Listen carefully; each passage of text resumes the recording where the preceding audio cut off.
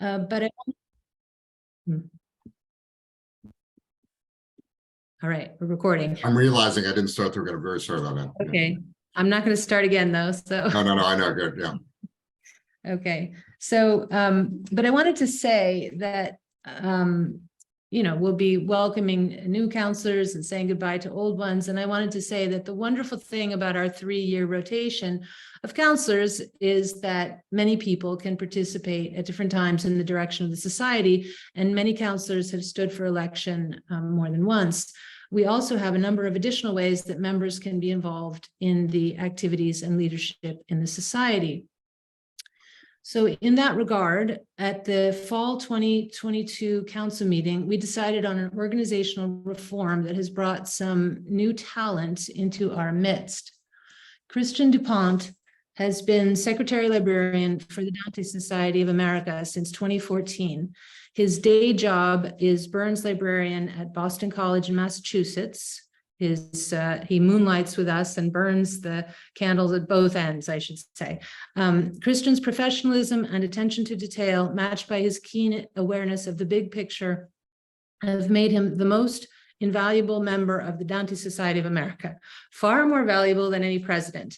So invaluable that, indeed, he seemed irreplaceable. And because of his graciousness, generosity, and sense of obligation to this pure and not indifferently onerous service, risked being bound by ball and chain to this institution for the remainder of his natural life. Last December, when I was in New York for the Global Dante Conference hosted by NYU and Columbia University, I suddenly saw a young woman across the room, and her light illuminated me with an idea. Here might be someone who could step into this crucial role. That young woman was Julie Van Petegem, Columbia University PhD, Associate Professor of Italian in the Department of Romance Languages at Hunter College, CUNY, doctoral faculty in the Interactive Technology and Pedagogy program at the Graduate Center at CUNY, and the faculty director of the Academic Center for Excellence in Research and Teaching at Hunter College. She is the managing editor of Digital Dante, an open access resource we all use a lot.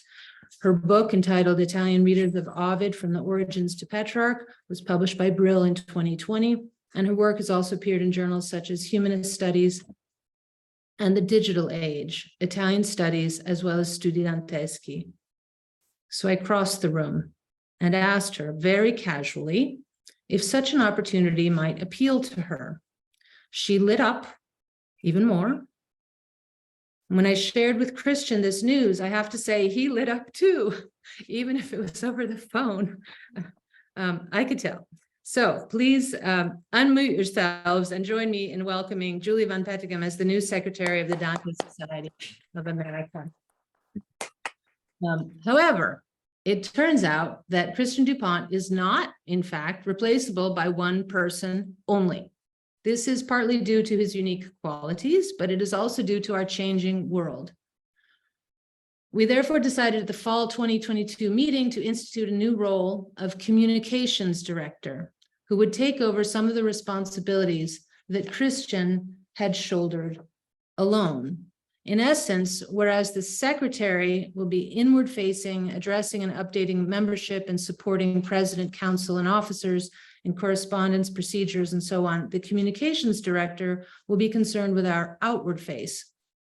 Both secretary and communications director will be behind our website, but the communications director will also be in charge of social media and any other media that keeps our profile high and positive in the world beyond society's membership. For this aspect of what was formerly the secretary's job, we have also found an ideal successor in Danielle Caligari. NYU PhD, Danielle Caligari is assistant professor of Italian at Dartmouth College. She curated a collection of essays by John Frachero entitled In Dante's Wake, published by Fordham University Press in 2015. Her first monograph, Dante's Gluttons, Food and Society from the Convivio to the Comedy, was published with Amsterdam University Press in 2022. She is also co-host with Katie Parla of Gola, a podcast on Italian food and how it connects to history, culture, and society. She has been with us in our social media journey since our acquisition of a Twitter account in 2021, of which I used to say she was Twitter czar. We also have a Facebook page, which up until now has been reserved for postings to members only, which is a benefit of membership in the Dante Society of America, for reasons that people like Danielle understands. Whether it should be private or public is something we've been talking about. So please unmute yourselves and join me in welcoming Danielle Caligari as the first Director of Communications for the Dante Society of America. Welcome, Danielle, and thank you for accepting this role. Julie and Danielle will be collaborating along with input from other officers, counselors, and members, that is you, on the update to our website, which will be happening shortly. Obliged by the phase out of Drupal 7 technology, our publisher and membership manager, Johns Hopkins University Press, will be working with us to update and migrate our website over the course of this year. If there are things about the website that bug you, this is the time, okay, to start communicating those things to Julie or Danielle or me or whoever. Just shout about it. This is the time we want to hear all the complaints, and we're going to make it new and improved. So so thank you for that. Do be in touch. Now, Christian himself, we do not have to say goodbye to him because he has offered to stay on as archivist, which evidently we need because there's a lot of physical stuff that belongs to the Dante Society of America that actually is located in Boston still. And he's going to help with finding homes for all those things and putting them in order. And he has also offered very generously to be a consultant for Julie and Danielle in this first year. So really, really appreciate that. So thank goodness we have a librarian of his caliber to do all this. Okay, I want to state publicly my own profound gratitude to Christian, on whom I have relied excessively. He has taught me many things over the course of my 3-year term as president, which is also at an end. I know many of you will want to thank him privately as well as publicly for the gracious and competent way he has supported, addressed, and steered us all through these 9 years. But I would like to do so together now, even though we haven't lost him completely. I would like to do so now together again around the Zoom campfire. So if you could unmute, thank you very much, Christian Dupont. Thank you, Alison. That's really very sweet in all of you. I feel the warmth, and it's such a pleasure to be part of the society here and to through that service to get to know all of you. And we'll continue being a member for life. Yes, we'll continue to be for life. Exactly. You are bound to us for life. And thank you, Julie and Danielle, both for kind of holding up my arms here as we go on together. Okay, so that's great. And thank you for feeling the warmth of the Zoom campfire. I like that expression. That's great. Okay.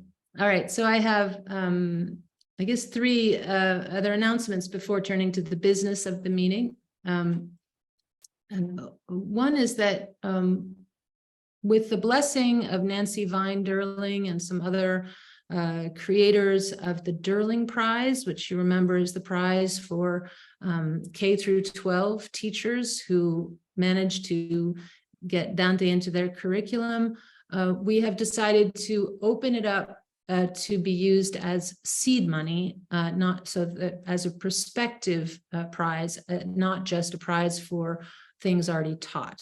So we haven't quite nailed down the wording of this, but we will be putting that on the website as well. So if you know anyone that you think would like to get some seed money to be able to use for such a thing in a pre-college environment, I wanted you to know about that. Then another announcement is something that we'll get on the website as well. The Dante Society depends on and fosters a culture of volunteering. And a lot of people do a lot of work for this society without any remuneration. The society does use its funds to reimburse some, but not all, expenses incurred by its volunteers, to pay for some commissioned work and services, and to honor individuals who have furthered the study, appreciation, and teaching of this old Italian poet with recognition and prize awards. Inspired by the proposal of 3 graduate students about a year ago to start a Dante Society Graduate Group, we began to think about how to bring willing and eager graduate students more into the work and initiatives of the society. While this could benefit students by putting them into close association with professors at other institutions, it can also benefit professors, both those who do have some or very few graduate students of their own, and those who work at institutions who do not have graduate programs, or in the general shrinkage of humanities in higher education have fewer and fewer all the time, if any. So today I am formally announcing that the Society is actively soliciting graduate student volunteers. The Dante Society, and here's the announcement that I'm going to post. The Dante Society of America is pleased to announce a new initiative to engage graduate students more fully in the work of the Society, a volunteer organization with a long and illustrious history. We're inviting graduate students to collaborate in a number of ways under the mentorship of our counselors, committee chairs, and officers. Opportunities may include copy editing in English or Italian for Dante studies, working with the editor of the online journal Dante Notes, writing short biographies for our honorary members and fellows to be posted on our website, assisting the communications director with social media, collaborating with education and outreach, organizing events for and maintaining the graduate group, or compiling the annual American Dante bibliography. Interested graduate students can write directly to the officer in charge of the areas in which they would like to collaborate: Dante Notes, Dante Studies, Communications, Education and Outreach, Bibliography, or to the president or the secretary of the society for more information. Okay, so we are inviting graduate students to become involved, and we've left it open as to how they would like to become involved, and it's an ongoing conversation. And my final announcement is what was dubbed at the council meeting the Presidential Service Award, which is a new award. We are offering, you might say, a carrot. At its fall meeting, council voted to budget for what at the spring meeting was given the name of Presidential Service Award. This is the announcement that will be posted on the website after today. The Dante Society of America is pleased to announce an annual program of monetary awards to recognize outstanding student service contributions to its publications, activities, initiatives, and mission. Beginning in 2024, students who have served the society in some significant capacity can nominate themselves or their peers for an award by submitting a letter to the secretary outlining the services rendered. Applicants should request that a letter of recommendation from a council member or the council member, committee chair, or officer with whom they have collaborated be sent on their behalf to the secretary. The deadline for nominations and completion of nomination portfolios to be received each year is April 15th. Applications received after that date will be considered the following year. Council members will select winners and announce them at the annual members meeting in May. Unsuccessful nominations may be resubmitted in the following year's competition. These prizes are made possible in part by an anonymous donation to the society made in 2021-2022. And so there's money on the table. And since April 15th has passed, but we have already secured the funds, I am announcing today the 2023 inaugural recipients of the PSA, Presidential Service Award. And these recipients are 3 people who did not apply for them because they had no idea they existed.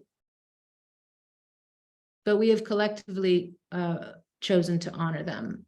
And they are the 3 founders of the graduate group I spoke of before, and lucky for us, are also going to be sharing with us today flash talks describing the gist of their recently or soon to be completed dissertations. Mario Sassi of the University of Pennsylvania, Paolo Scartoni of Rutgers University, and Leonardo Chiarantini of the University of Michigan. So we can applaud. but also they probably want to know how much. They will each be they will each be awarded $1,000 apiece. And the check is in the mail. So I'm very happy about that. And now maybe they feel it's worth it that we're going to put them on the spot in a few minutes. And so they are part of the content of our program. We also have Lorna Goodison here today. Unfortunately, we still have a little bit more business to do in the meeting. We have to approve the minutes from the 140th annual meeting. And about the reports after that, would you like to turn to that now, Allison? Or? Yeah, I think we should return to that. Right, Yeah. so a couple of reports. So for myself, now just to do the minutes, Michael, then as our treasurer, will report on state of our funds, an audit committee report, secretary's report, nominating committee, and briefly prizes as well. So a few more minutes here, and some nice news to come with it. A lot of things, Allison, that you've done in your report, and to thank you for your service. And these 3 years have been remarkable, you know, picking up. I mean, your predecessor, Robert Askley, set out a very ambitious program building on Nancy Netzer. It's been a cumulative growth of the society the last several years, and you've done a lot to help sustain that, and also to really manage it and bring people into the organization in lots of effective ways. So been a real pleasure there. Good. And I think we all appreciate that. So Thank you. President Allison as well. Thank you. Okay. Thank you for your kind words too. All right. So I'm going to read a little bit here just in the interest of time here. Basically, for the minutes here, I need to just also say that we do have a quorum at our meeting. Our bylaws require that 25%, a quarter of our membership, be represented either in person here or through proxies. And I can say that we did meet our proxy total and exceeded it through the polling that we did yesterday. And thank you for all of you here. So there are going to be 2 opportunities to approve the minutes and our treasurer's report, and we can all say aye, or if you have concerns or objections, you can voice those here. Okay.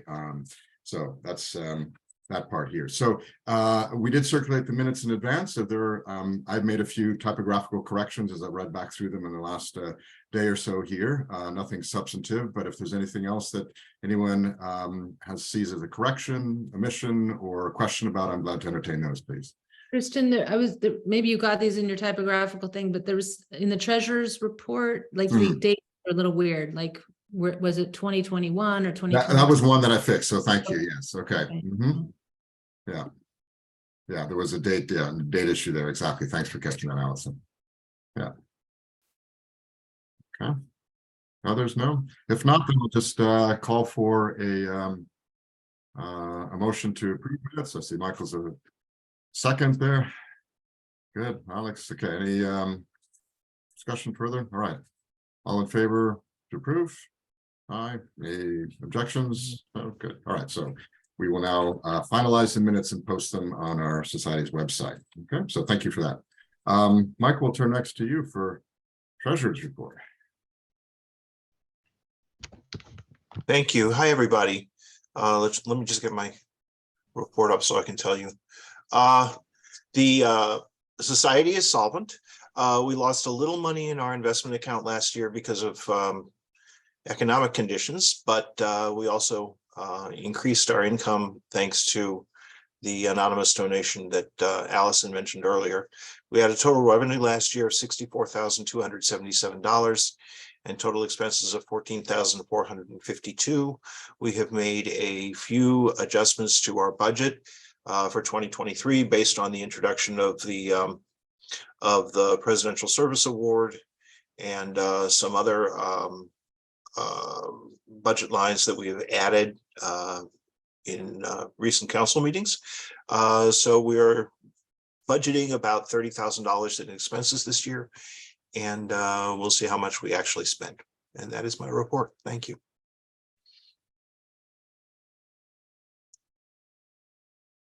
Questions for Michael? Okay, I'm going to now report on behalf of the audit committee, and after that we'll call for a motion to accept both the treasurer's report and audit committee report. All right. So the audit committee, the purpose of the audit committee is us being a nonprofit organization is basically to make sure that our treasurer, the officers of the society maintain the society's finances in good order. So what we do is the treasurer provides us with reports, access to financial statements, bank statements, and then the committee members review those. We have a meeting with Michael asking various questions to make sure things are in good order. And indeed, we found they were in good order. So the audit committee this year consisted of Jason Alexander as chair, Susanna Barcella and Dennis Looney, and myself. And we also had our incoming secretary, Julie Van Pettigan, join us as well for a call. We did a conference call on March 30th, during which time we had our discussion. So again, we did find the accounts to be in good order. And as Michael reported, the financial health of the society is sound at this point. So we did also note during our meeting, we had an opportunity in conjunction with our recent symposium at Johns Hopkins University to meet with the managerial staff of Johns Hopkins University Press, which is obviously our publisher of Dante studies, but manages our membership services. I think all of you know, when you join members, you get the receipt back from Johns Hopkins, and all of that is managed. So they essentially manage our financial intake and revenue. So it was a good opportunity to talk with them in person, which we hadn't done really in some years. In conjunction with the annual symposium. So that was a fruitful meeting, and you know, in terms of the clarity of financial reporting that we received from them, that we were able to review a few things together. So that was really helpful. So with that, maybe I'll ask everyone if there's anyone who would like to move to accept both the treasurer's report and this audit committee report. I see a hand there. A second. Well, good. Thank you. Any further discussion, questions? If not, I'll ask to approve both reports. Okay, so good. Any objections? Good. Thank you very much. All right, I will now move on to my report as secretary. So I'm going to read a few figures here just to give you a little sense of where we are with membership. We get monthly membership reports from Johns Hopkins University. And so the latest one that I was reporting on was for the beginning of April, so that I could do that at our council meeting, which our council met, you know, in conjunction with our symposium just last weekend. So at that point, we had 208 regular members, 82 life members, 17 secondary school teachers, 48 students, 9 honorary members, 5 fellows, and 5 institutional members. So that made a total membership of 374.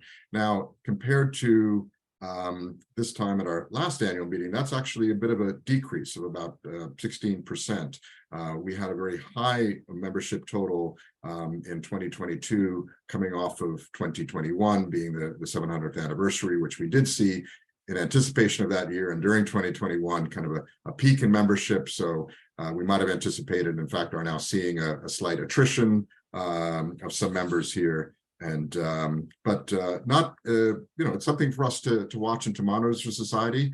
But I can say that I just actually got in the last day here the membership report for May from Johns Hopkins, and during that last month, which is past our normal annual renewal period, renewal notices have stopped going out. We picked up actually 14 more new members, or actually were 6 new members, 8 renewals, and there was an adjustment to the life member figure as well. There was so we're, you know, picked up additional 14 members here. So the membership year goes through August, at which point then if you join after September 1st, you're essentially renewing or joining for the first time for the 2024 annual. So our numbers will go up, and we'll report back in the fall.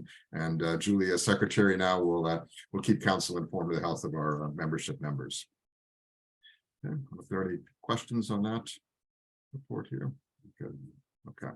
I can also mention, even on Danielle's behalf here, taking over as our communications director, that our Twitter account following has grown by about 10%.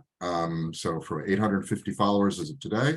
And that also our Facebook group, we've been adding more members to that. So we're up to 74 members compared to 57 at this time last year. So our members are continuing to connect virtually with us that way. And I know that Danielle, as our new communications director, has plans to even increase that social media outreach more there. We really are kind of a hub of information about Dante studies and events around the world in many ways. So we appreciate being able to complement other societies in those efforts. All right, at this point, I will turn, we don't need a motion to accept that report at all. That's simply information for you. The nominating committee report I will proceed with next by recognizing, first of all, Beth Coggeshall, who's present with us today. I'm going to be reporting on the election as I do as secretary here, but I want to recognize Beth as chairing the committee, as also serving as vice president of our society this last year, together with Mary Watt and Laura Ingallinella. Were the members of the nominating committee. And the nominating committee puts together the slate of nominees as recommended by the membership at large, and also by carefully reviewing, surveying our membership records and as people in the profession, and to make sure that we have a very representative group in many ways on our nominating committee slate. So we had 4 candidates proposed by or nominated by the nominating committee to fill 2 outgoing council members. One of them is Beth. Her term as a 3-year elected council member is coming to an end. And then as of this meeting, and also Ted Catchy at Notre Dame is also outgoing councilor, and Ted is with us today. So it's an opportunity, and I know Allison has done that already, to thank you both for your service on council, and of course the society in many other ways, even ongoing. So the 4 nominees that appeared on the election slate were Francesco Ciabattone, who is professor in Italian literature at Georgetown University; Jonathan Combs Schilling, associate professor of medieval and Renaissance Italian literature at The Ohio State University; Sara Diaz, as associate professor of modern languages and literatures and director of Italian language at Fairfield University; and Deborah Parker, professor of Italian at the University of Virginia. So a total of 68 ballots were received from the total eligible voting membership of 369 for a voting participation rate of 18.4%, which is consistent with previous years and other societies of our kind. And so I am very pleased to announce that Francesco Ciabattone and Sara Diaz have been elected to council. So we can open up the warm campfire again for both of them. Both Francesco and Sara are with us today. And so I'm going to, there we are. Really Benvenuti. Welcome to Francesco and Sara. Grazie molte. Good. All right. Now I must note with Allison's welcoming you to council that in fact, as she noted earlier, her current 3-year term as president is ending as of the end of this meeting. And so the first duty of the newly of the council, which consists of 6 members, we have 2 per year here, will be to elect from their membership a president, okay, and also vice president. President for 3-year term, vice president to serve as 1-year term, but also the society's bylaw do allow the outgoing or the presidents to be elected for a 2nd term. So the eligible membership to be elected as society's president and vice president include Allison. So this will be Julie's first duty officially as incoming secretary to conduct a ballot among the council members in the coming days here, and we'll announce that outcome to our membership. Okay. Good. Any questions on that? Okay, good. Thank you. All right. Last report here on our agenda. This is on behalf of the prize committee, which was chaired this past year by William Stephanie and Fabian Alfie and Paolo Scartoni. And there was also consultation with Ron Hertzman, who is our Education and Outreach Committee Chair, with the consultations around the Durling Prize. So if you remember back to October is when we announced the prizes this year. There were prizes in each category. So the Dante Prize for the best undergraduate essay was awarded to Alex Sejan Fu of Columbia University for his engagement with classical and medieval sources in Com c'era da suggello, on the metaphor of the wax and the seal in Dante's Commedia. The Charles Hall Grangen Award for Best Graduate Student Essay was presented to Giulia Maria Ghiozzi Wilkins from the University of Notre Dame for her close philological analyses in Osservazioni sulle misure in Dante, Directatio Voluntatis, come sinonimo di rettitudine solo in quanto insieme di scelte moderate dalla misura.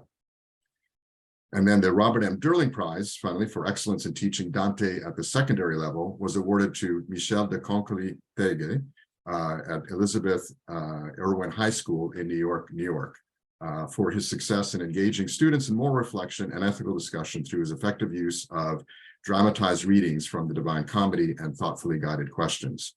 So we can recognize their achievements once again. The Dante Prize carries a monetary award of $500, the Grandin Award $750, and the Durling Prize $1,000. The 2023 prize committee includes Paolo Scartoni, continuing but now as chair, and then also Fabian Alfi continuing, and a new member, Grace Del Molino, and Grace being from the University of California, Davis. And the submission deadlines, to remind all of you who have students or no students, the Dante and Grandin Award deadlines are June 30th, okay? And the nomination deadline for the Durling Prize will be July 1st. So additional information on our website under prizes on how to apply, right? So please do, as you read those final papers from your students this semester, to encourage the best ones to submit their papers. Thank you. And at that point, is there any new business to call for during the meeting here? If not, Allison, I think that we could then move on with the adjournment of our business meeting and program that we've all been very much Okay. waiting for. So we're adjourning, but don't leave because the best is about to happen. So we have a motion. Is that what we need? A motion to adjourn? You do, right? Okay, and a second. Okay, all in favor? Okay. All right, so we have adjourned the business portion of the meeting. Mhm. And I want to read from our website. The Society's bylaws provide for the recognition of persons distinguished for their interest in the Society's mission or who have rendered valuable service to the Society. Over the years, a number of prominent scholars, particularly scholars outside the United States, have been proposed and elected by the Council as honorary members. In addition, the Council has invited writers and artists whose creative work has contributed significantly to the appreciation of Dante to be recognized as fellows. The only fellows we have are Roberto Benigni, Caroline Bergvall, Sando Burke, Ron Jenkins, and now we'd like to announce that we have included in their ranks Lorna Goodison, who is a poet from Jamaica. And I'm not going to introduce her because it was Beth Coggeshall who sort of found her for our society, invited her to be a keynote at the Sarasota Annual Symposium last year, and who proposed her as a fellow, which was a very easy thing for us to vote in favor of. So I want to welcome Lorna, but first I want Beth to give us the goods on Lorna before she reads to us some of her work and tells us about it. So thank you so much. Beth? Thank you, Allison, and thank you to all of my fellow officers and counselors and to the members of the Dante Society of America for being here today. I'm extremely honored to introduce Lorna Goodison, who has been named as the Society's newest fellow. Those of us who were fortunate enough to attend her keynote at last year's Dante Society Symposium know that Lorna Goodison is an internationally acclaimed prize-winning poet of the highest distinction.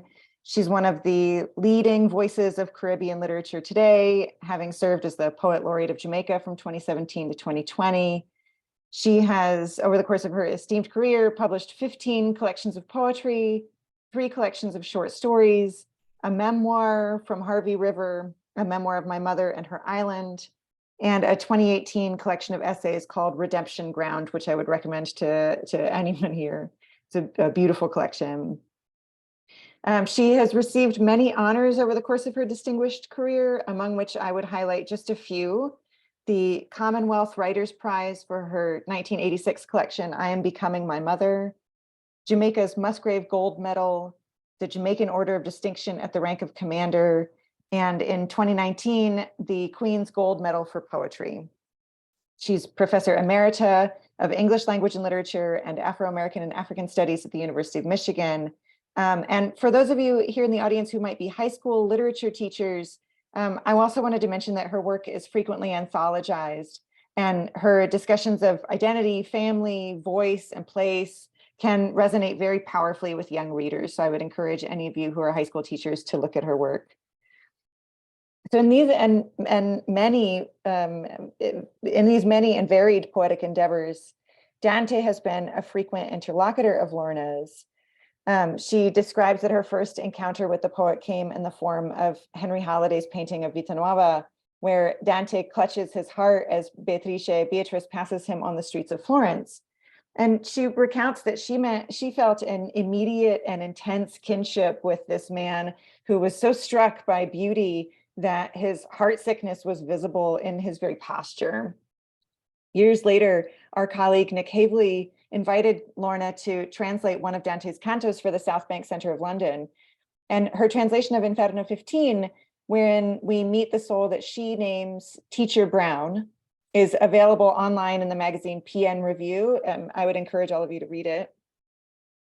In this translation and each of the subsequent translations of Dante's works, Lorna has attempted to render Dante's medieval Italian vernacular in her own contemporary Jamaican English, hewing as close as she can to the poet's words and images, while also infusing Dante's poem with her own distinct brand of visual acuity and especially of musicality. Since our invitation to speak at last year's symposium, she has told me that she's felt ever more drawn to Dante, his voice inviting hers into a more sustained dialogue, of which I hope we will see the fruits someday very soon. There's much that I could say about Lorna's engagement with Dante and much that I could emphasize about her poetry, but I was talking recently with Paolo Scartoni, one of our graduate student group leaders, one of our winners of our new Presidential Service Award, who is going to present his dissertation in a moment. His dissertation's argument that for Dante, sound and music are the ground from which springs poetic authority. So I wanted to pause and just say that the same is also true for Lorna's works, which translate the sounds of Dante's verses into the meter of Jamaican English, infusing it with the musicality of Derek Walcott or of Bob Marley, and offering new names to Dante's characters and places that might open onto startling resonances with her contemporary audiences. She renders some of Dante's medieval Italian names distant while making others more familiar. So Pisa becomes a far-off foreign town, while Rock Hall and Bog Walk are just around the bend. Jove becomes Joe, a big-time gangster, she describes him, and Arachne Anansi, who spins mischief, quote, on the web, end quote. So as Paolo's dissertation argues, and as Lorna's poetry demonstrates, the poet's voice, its unique idiom, its musical and its sonic quality can cut through the din of contemporary life to sing of justice and injustice, hope and fear, damnation and redemption. And here is where I think Lorna's voice joins Dante's in exercising its authority. So with that, I'm going to turn the mic over to Lorna so that we can hear some of that voice. Thank you, Lorna.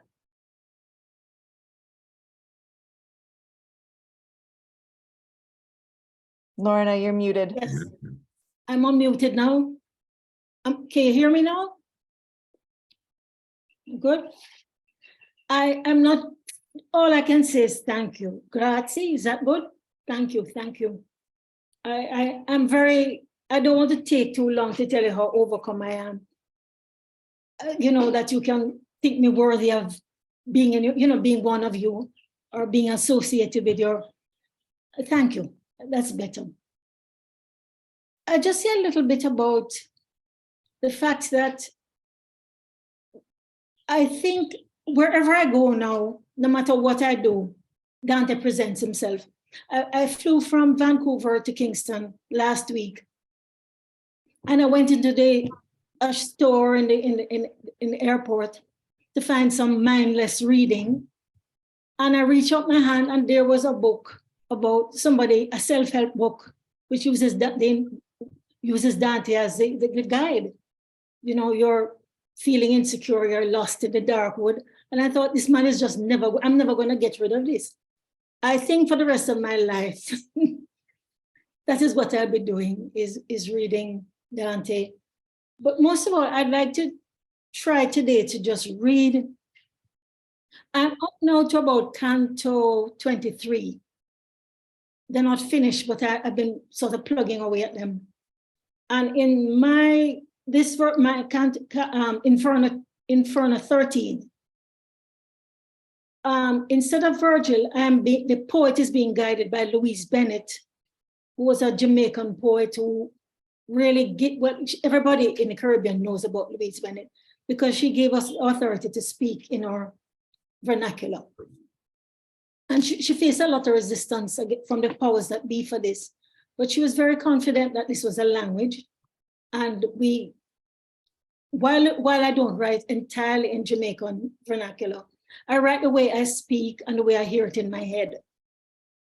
So I thought, because Canto 13 is such a difficult and frightening one, that I'd sort of jump right in and try to do something about that one.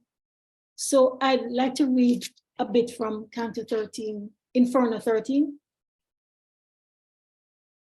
No, Nessus never catch over to the other side yet, when we find ourselves on our way into a forest that have no form of any clear-cut path.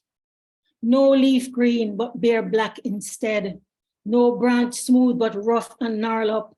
No fruit bare, but poison prickle lift up its head. No labor in vain bad land like this one exists, not even between burnt savanna and cockpit, fit only for wild hog that can't be domesticated. Here so the nasty harpies build their nests, they who drive away weaker ones from settlement by scaring them with iniquity working darkness. They have battering arms, but human face, neck, scaly feet, and bloated belly. And it's so they perch on any limb to gossip, bitch, complain, and shriek. Before we go further, my guide started to explain. Remember now, during the second round, we will stay until we reach the burning sand. Look all about now, and you just see for yourself with your own two eyes what I'm not going to describe, for even if I tell you, I doubt you would believe. Threnoses of woe were echoing all around, but nobody in sight was giving out these sounds. I found that so perplexing, I had was to slow down. I think she figured out, perhaps I must be supposed, that all of the voices that issue from the stumps were coming from the ones that were hiding from us. Therefore, my guide said, if you just break off a little branch from any of those plants, whatever thought you have in mind will also get cut short. Then little by little, I lift up my hand real slow and break off a small branch of a big thorn bush, and the tree ball out, why you tear me so?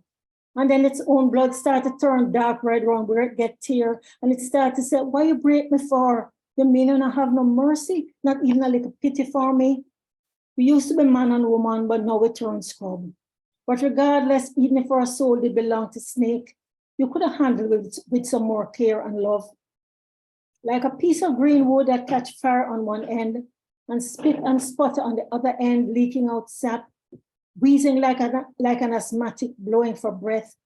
So out of that trunk that splinter up, a mixture of gore and words gush. It made the branch I was holding drop from my hand. I stand up there stiff like a board. Oh, damaged soul, the wise woman said to him, if she only just make herself believe what you read was real poetry and it was my writing, she would have raised up her hand against you. But the real truth was astonishing, that the very thing that pained me, I encouraged her to do. I'm going to jump ahead here. The tree trunk let out a heavy sigh.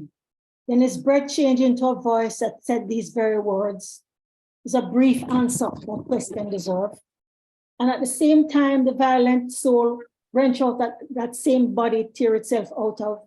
Bully boy minus, toss it down to hole number 7. And it dropped down into a woodland, not in any allotted place, just any and everywhere where fate fling it. It germinates as a sport of nature, then it springs into a wild plant, then an uncultivated tree, and it's then the harpies come and eat up its leaves, make pain for it, then create exit for the pain to leave. Like the rest, we'll come back to lay claim to our body, but we'll never get to inhabit it again. For it is wrong for one to get again something they did throw away.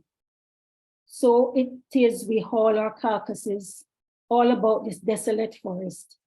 Our bodies hang like lynched women and men, every one of them an apostrophe to pain. I could go on, or we do. Well, Thank you, Lorna. That's very beautiful. The lynching at the end is so quite stark. Yes, very painful canto, and you get at it. I really appreciate that. So you have 23 cantos done. Is that what I understand?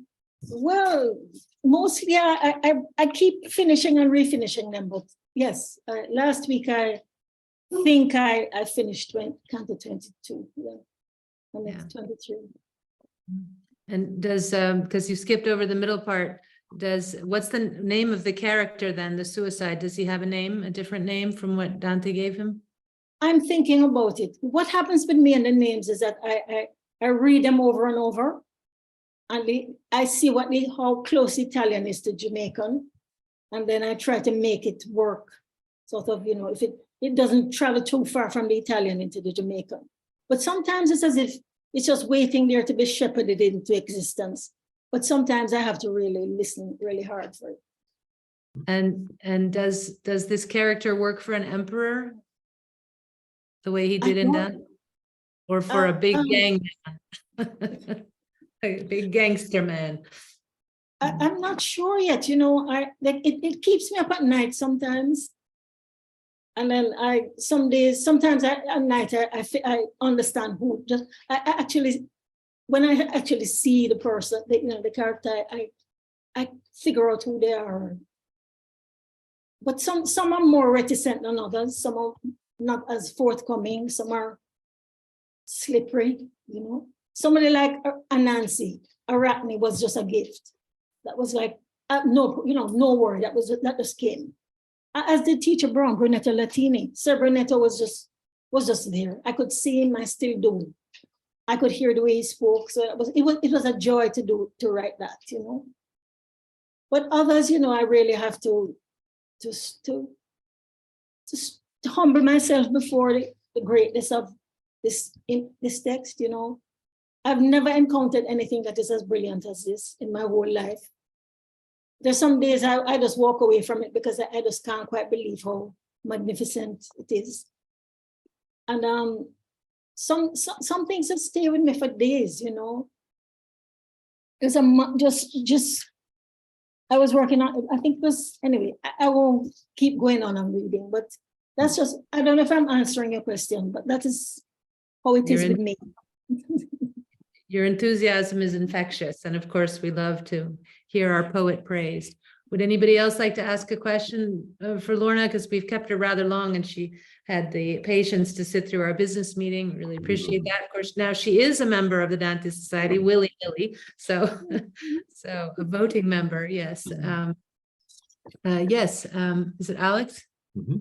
Yeah. Yes, this is less of a question, and I just wanted to let Lorna know that I teach the freshman literature sequence that starts with Homer and ends with Toni Morrison at Columbia. And I brought your translations of Inferno 1 and Inferno 15 to my students. So just so you know, you are being taught at Columbia and your engagement with Dante is being taught there. So I thought you'd want to know that. Thank you. Thank you. Thank you, Alex, so much. Yeah. Anybody else? I'll take this opportunity that she's given us. Otherwise, I'm going to let her go because she told me she had 3 little birds on her doorstep. Oh, you're a Bob Marley. That sounds like Bob Marley. Yes. Can I just as one last thing? I think Canto 20, Inferno 20. I find myself in the middle of the night waking up just to read again. That says, and the moon last night was a full moon too. You must remember that it was full like that, those times when you were lost in the dark woodland, and she did help you. And so as we were moving, even as she was speaking the truth. And that those words have been keeping me a lot these days. Thank you. Thank you. Wonderful. Thank you, Lorna Goodison. We are very honored to have you as part of our society. Thank you for accepting to be a fellow, and thank you very much to outgoing Vice President Beth Coggeshall for bringing her to us. Thank All right. you. Thank you. All right. More to come, I hope. All right, we're going to move on with the second part of our content. I'd like to offer content so that people will come to the membership meeting, and you can see the content is very high.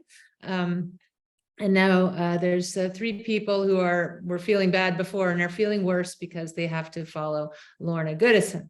But so be it. This too is an idea of Beth Coggeshall. Flash talks are a thing, and I think it's a very good skill to have. Particularly, we used to call them elevator talks in about your dissertation, and so this is your first audience for your elevator talk, the elevator Zoom talk, and so these 3 young people, as we said before, were the founders of the graduate group. I know that they had a year-long reading group on Brunetto Latini, or Teacher Brown, as Lorna says, and then also maybe something about the job market. They invite people in to talk. If they ever invite you, I hope you too will participate. And hopefully they've thought about succession as well, because these 3 young men are finishing and they will no longer be graduate students shortly. So with that, let's see who wants to go first. I'm a little anxious, so I'd rather go first if you don't You want mind. to go first? Okay, so Leonardo Chiarantini is from the University of Michigan, and he's going to tell us about his dissertation in I was there short. for many years. Yes, another Michigander. That's right. Yeah. All right. So we'll let Leonardo take it. Thank you. So the title of my dissertation is The Blind Leaders, Dante, Boethius, and the Lyric Tradition. And I will start with an episode that I believe most of you will recall. In Purgatorio 24, Dante meets a former competitor on the lyric scene who claims he suddenly understands what has separated his poetry from what is here given the name of sui new style. Now we know that Dante was both a poet and a philosopher. I connect Virgil's explanation of love in Purgatorio 18 to make manifest the error of the blind who claim to lead, l'error dei ciechi che si fanno duci, with the knot, il nodo, of Purgatorio 24, said to have kept some poets from the sui new style. My argument is that what undergirds the apparently stylistic question of the dolce stil novo is a philosophical difference rooted, I submit, in Dante's reading of a particular philosopher and poet, Boethius. In Purgatorio 18, just as there is a plurality of blind guides, ciechi duci, there are also several thinkers who, through reason, recognize the innate freedom of the will and thereby bequeathed morality to the world. Color che ragionando andarono al fondo, s'accorser d'esta innata libertate, però moralità lasciaro al mondo. Among the philosophers, this best describes Boethius, whose Consolation of Philosophy Dante read after the loss of his beloved, calling it quello non conosciuto da molti libro di Boezio in the Convivio.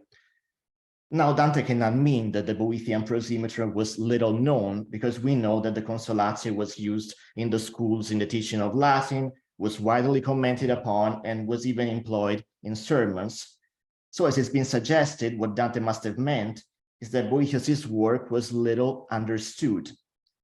For example, as the early commentators of the comedy testify, in Dante's time, Boethius's Consolation was widely taken as a chief example of elegy, or poems of lament, when in reality, lady philosophy reproaches Boethius for his indulgence in poetic lament and chases those muses away.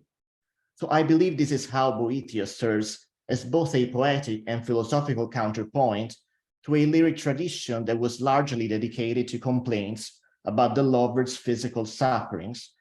Rather than an elegiac poet, for Dante, Boethius was the model for the integration of moral philosophy with the love poetry consonant with reason.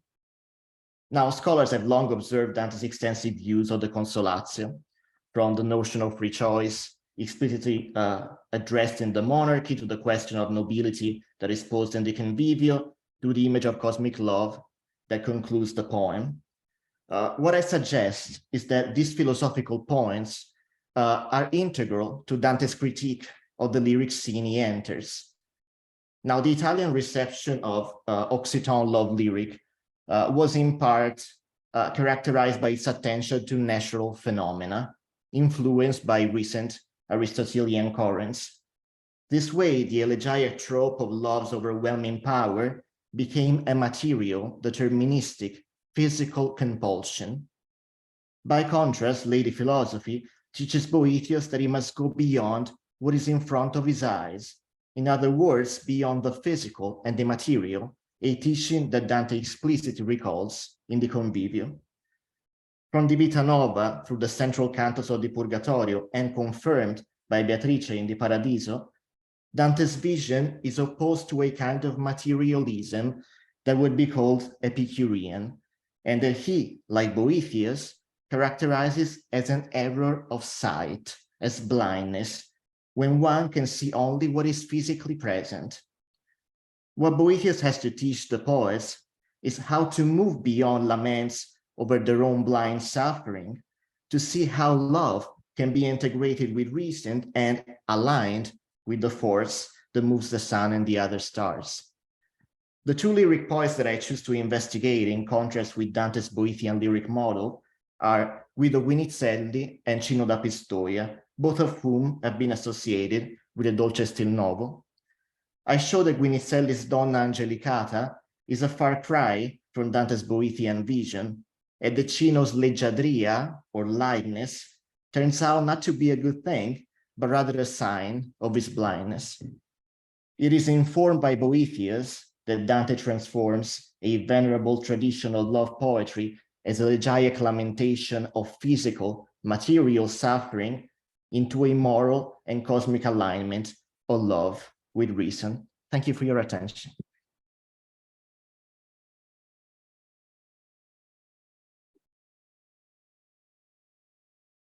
Thank you, Leonardo. Thank you so much. In the interest of time, I'm going to ask that we hold comments and questions to the end. So be thinking about a question for Leonardo, and we will move on to our second victim, which is I can go next. Paolo, who's offering himself. So Paolo Scartoni from University of Rutgers. Thank you, Paolo. Yeah, thank you so much. I wanna thank the DSA for the awards that we just received. That was a great surprise for giving us the opportunity to present our research, especially in front of Lorna Goodison. It's, as Beth mentioned, for me it's particularly emotional because my research asks the question of what gives ethical authority to poets, and to present in front of such an authoritative voice is really emotional. The answer to this question, I think, or what I believe Dante's answer would be, is precisely a deep engagement and mastery of sound. Dante writes roughly a century and a half after the foundation of the first universities, at a time when access to public speech was no longer exclusive to the members of the church.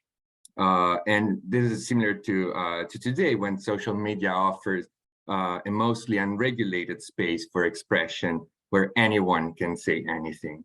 And this newly acquired right of 12th century men to speak publicly raised important questions about how to limit such indiscriminate access to free speech. In other words, the overwhelmingly accumulation of voices generated much confusion. How does one discern between authoritative and discredited voices? To answer that question, I will start by providing an overview of my research. Dante believed that Latin and grammar, two terms that he often uses as synonyms, were inventions of man.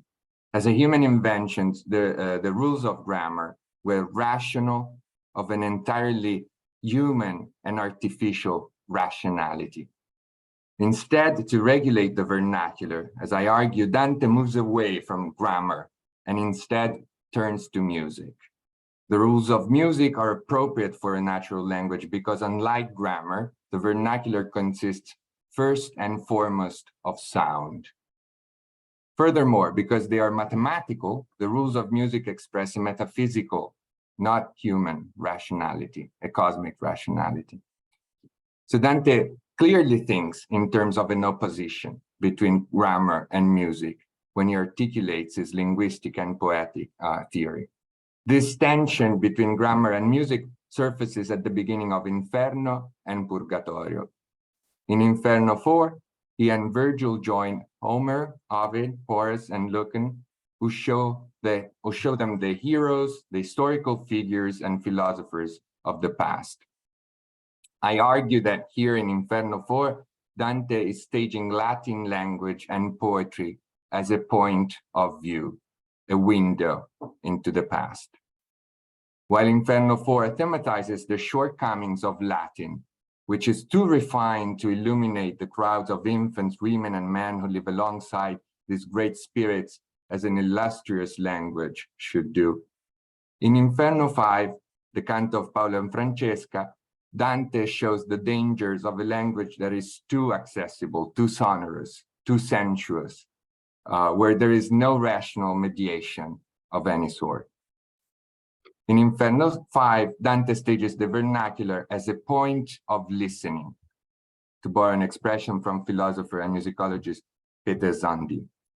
By this, I mean that it showcases the sonorous nature of the vernacular, which is reflected in the soundscape of the second circle, in the act of reading aloud of the two lovers, the musical references to the laments of cranes, the lie, the fact that in all likelihood, Francesca's story circulated orally rather than in writing.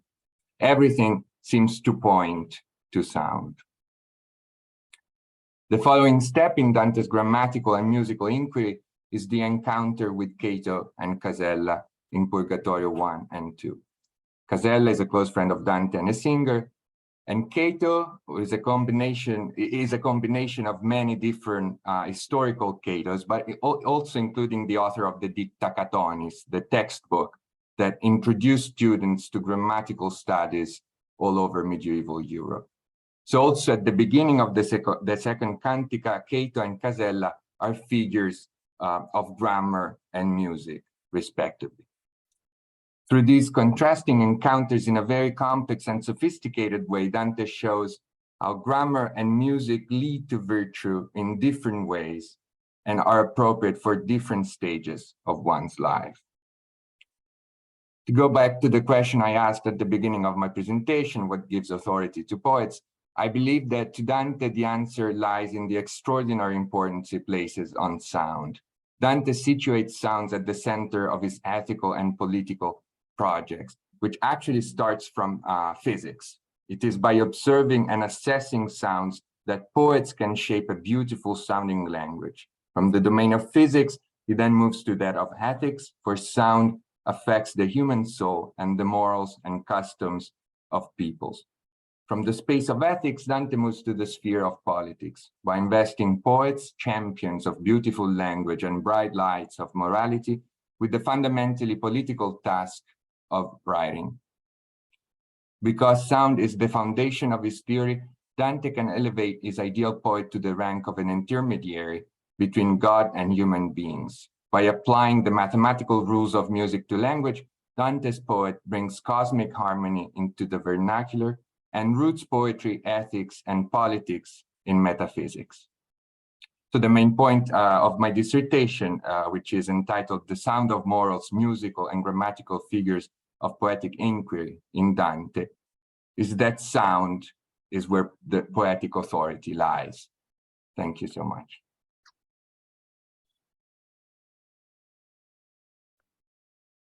Thank you, Paolo. Thank you. Wow, how much you crammed into the 5 minutes. Beautiful, beautifully done. And finally, we have Mario Sassi from the University of Pennsylvania. Thank you, Mario. Absolutely. I want to join my colleagues in thanking Ellison, Christian, and Beth for all the help that we had throughout the year. And I also want to say that I'm going to cheat a little bit because I actually defended 3 weeks ago. And so this is my last, next week that's graduation. So this is my last event as a graduate student or the first event as a doctor. So in both cases, it's an amazing opportunity. One day, a nun of a convent, on entering the garden, found some cauliflower there, which appealed to her taste. Forgetting to say the customary blessing, she began to eat it greedily. Immediately, the devil threw her to the ground in a fit of pain. The other nuns, seeing her in agony, quickly sent word to the abbot to come with all speed and help them with prayers. As soon as the holy man entered the garden, the devil, using the nun's voice, began to justify himself. I haven't done anything, he kept shouting. I haven't done anything. I was sitting here on the cauliflower when she came and ate me. Full of indignation, the man of God commanded him to depart and vacate the place he held in his handmaiden of Almighty God. The devil did so at once, and after had no power over her. What I just read is an illustrative exemplum, a short story with a moral lesson used in the late Middle Ages by preachers and religious authors to show, through example, the behaviors that would earn good Christians a place in paradise. In my dissertation, I studied the religious exemplum in different venues, starting with sermons by Giordano da Pisa and Bernardino da Siena, moral treatises by authors such as Domenico Cavalca and Jacopo Passamanti, and hagiographies, including the Legenda Aurea. The core of my study, though, is represented by those exempla featured in anonymous miscellaneous of the Tre and Quattrocento. By contrast with the former types of exempla that were collected, these were collected for lay private audiences, and as such, were highly personalized, edited, and enriched, especially when they were translated from Latin to vernacular languages. If in sermons and religious treatises, the exemplum plays mostly an ancillary role, illustrating more complex arguments in lay context, it is here allowed to expand and include more detailed passages and even new narrative sections. One way, if not the primary way, to do so is by including supernatural events and characters. This is where my dissertation research comes in. It examines the supernatural's presence in late medieval exempla in Latin and vernacular traditions. I show how the supernatural is crucial for copyists and authors to enrich the exempla already described in Latin collections to make them more palatable to a lay audience. At the same time, the supernatural keeps alive the central purpose of the exemplum to teach what to do and what not to do to be saved after death, by presenting angels and demons, miracles and punishments, and letting everybody know a sinner's destiny after death. There's more. Scholars have long criticized exempla as lacking literary purpose. I argue that the supernatural in vernacular exempla plays a literary role as well. I do so by comparing them to other genres, especially the novella, showing how, with a fascinating exception of the Decameron, most novellae do not differ so much in their purpose with the exemplum. However, the supernatural does not represent anymore the key element of these stories, often replaced by the motto and witticisms.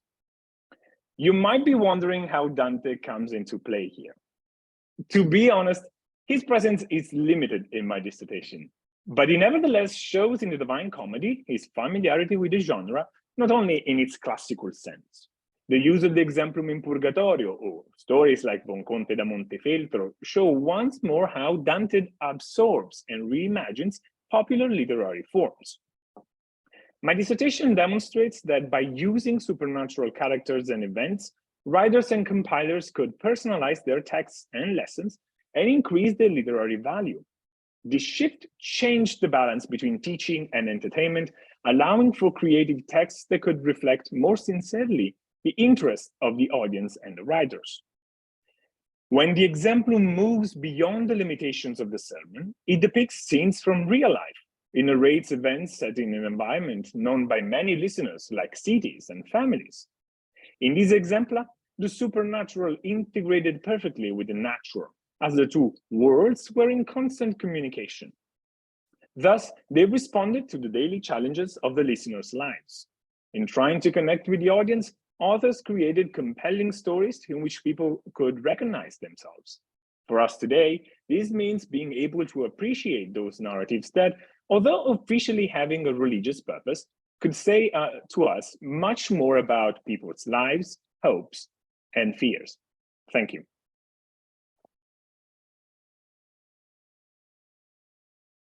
Thank you, Mario. What a great suite of presentations. It would be, we can't possibly do justice and we can't comment on your dissertations. Obviously, the whole word dissertation means long, okay? And this is like mini. So would anybody like to make a comment before I do? Raise your electronic hand or there, Francesco. Well, I wish to thank all three grad students to talking about their incredibly interesting researches.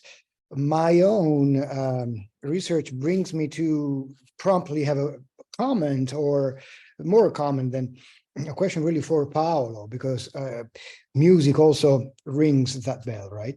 So Paolo, I think you are completely right. And from hearing you talking, from hearing other talks from you, I think there's much to unpack in what you said. I was thinking when it comes to the sounding poems, the sounding dimension of poetry for Dante, you are certainly going to a very productive direction.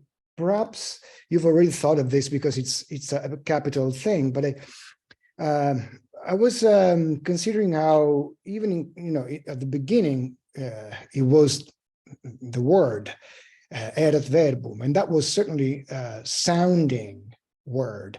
I was wondering if you were going to go in that theological direction, which of course might also bring more discussion of the mass or the office which was sung, and so the liturgical and therefore theological powers of the sounding words from the word of God that creates the universe to the daily prayers. Thank you. This is very helpful. I actually was not gonna go there. I still have some time, unlike Mario, to adjust my my path. So I need to think about that. And I need to think about the beginning of Genesis, which especially in the original Hebrew is so musical, right? That bohu, right? That sounds that actually describes the void, the emptiness. That is actually really interesting, and I should go there. And probably the right way to do that with Dante would be through Augustine.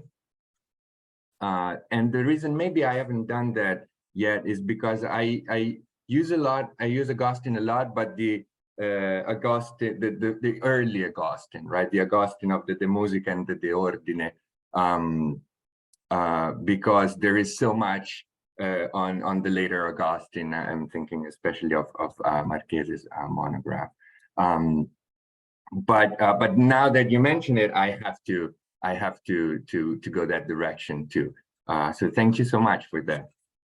Maybe you have. I don't know if you have to, but I thought that would be something to consider, either for your dissertation or at a later stage. That is up to you, of course. Thank you. Thank you so much. Thank you, Francesco, for the comment.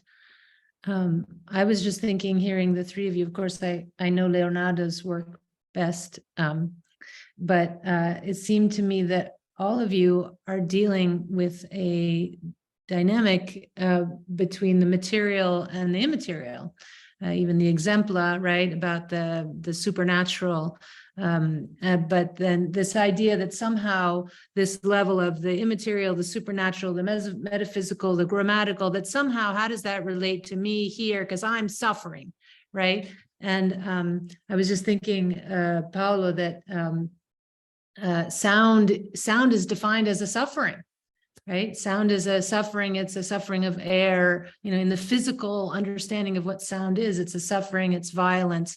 And that's why I found it very relevant actually to to Inferno 13, which Lorna read her translation of, that the sound of the suicide is he can't make a sound unless he suffers, right? And so the physicality of that, and the question of whether a person is just his physicality, just his sound, or whether, right, the connection between the meaning, right, the sense of the suffering and so forth. So I just thought they came together rather nicely, all three of them that way. So in the interest of not keeping people too long, because it ultimately is a meeting, and you've all been very patient. I told you I saved the good stuff for last to compensate you for your attendance and your attention. I think you'll agree that that was a kind of triple whammy, double header with Lorna Goodison's poetry and the three young voices in our field, where Dante Studies is going. So I hope you'll join with me again. Perhaps you'd like to unmute, and we'll make some sound around the Zoom campfire. And so with that, I'd be willing to adjourn the pleasurable part of the meeting as well as the business part of the meeting, unless there's something anybody needs to say. Lots of thanks and others coming in from the comments there in the chat too. So recognize that, Allison. Yeah. And thank you again to the outgoing counselors, Ted Catchy and Beth Coggeshall. Thank you both for your wisdom and all these things. You're never really gone. Beth is going to continue on as Director of Education and Outreach, and we haven't figured out exactly what Ted's going to do for us, but we are going to think of something. So thank you to all of you, and onward. Happy summer. Thank you. Thank you so much. Okay. Be well. Be well. Bye. Thank you.